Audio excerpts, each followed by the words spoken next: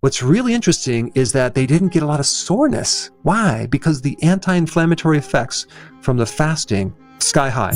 What would happen if you stopped eating for 72 hours, 3 days? Out of all the things you can do for your health, prolonged fasting is at the very top of your list. The feeling you're going to get from it is almost euphoric, a state of bliss. A lot of people do it to increase their spirituality and their mental state. Prolonged fasting is the only way to achieve deep cleaning, turning junk in your body to new cells. The other thing that I really like about prolonged fasting is that you're using fasting for exercising willpower. Willpower is the ability to remain in control of your body. I mean, think about an average person. Their whole life, they're not in the driver's seat with their food. When you actually say no to your body and you really start fasting, despite the smell of food, despite all the visual foods, your ability to say no gives you incredible power. This makes it easy to strengthen this willpower and stick with it a little bit longer than you normally would. Let's shift gears to cancer for a second. Just think about the biggest risk factor for cancer. It's age. As you get older, your risk for cancer goes up. Why? Because of the accumulated damage in your cells.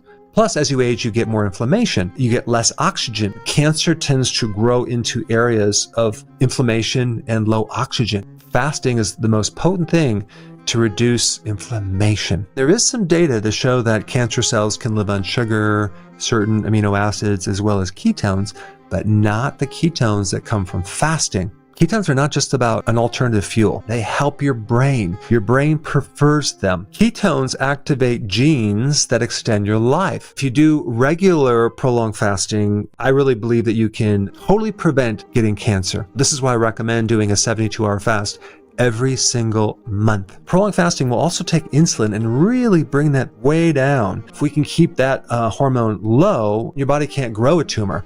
It's in a recycling, cleaning, cleansing mode. If we increase more oxygen, we can also reduce the risk of cancer, and that would be exercise, right? So this is why it's so important to also, while you're doing this prolonged fasting, go on long walks, get a lot of oxygen. Growth hormone also majorly goes up when you're doing fasting. Growth hormone helps you burn fat, but it also helps you preserve your muscles. Now let's switch to some practical tips with fasting. 1 or 2 days before the fast, you want to increase your fat to make it really easy to transition from glucose to actual burning fat. You also want to be doing intermittent fasting for a while before you try a prolonged fast. The other thing that's really important is electrolytes. I'm talking about potassium, magnesium, and sodium chloride in the form of sea salts. Supplements, and especially electrolytes, will not break your fast. One of the biggest problems with people that do prolonged fasting and don't feel very good is they're not having enough sea salt. And so they get keto flu, cramps, weakness in the muscle. How do you get this sea salt when you're fasting if you're not eating anything? You're going to have to take 1 to 1.5 to even 2 teaspoons of sea salt. Take a little bit and dissolve it in water. I might add lemon to it. I might also add sea salt to my coffee. The other really important thing is once you're done with this fast, when you transition into a meal, do not make this mistake. Don't start consuming anything sweet or carbohydrate. What you want to consume is just a little bit of sauerkraut, fermented vegetables, an egg, or some bone broth is really good, because sometimes all it takes is a little bit of protein to get you back to where you need to be. Wait for a few hours and eat a little bit more. Your digestive system has gone to sleep and you have to wake it up slowly. You don't want to wake it up with carbohydrates. The reason why people don't feel good when they do prolonged fast is either they don't have enough sea salt, or they haven't adapted to it gradually beforehand by doing regular intermittent fasting, or they just need more protein. Another thing that can happen is if you have a tendency to get gallstones,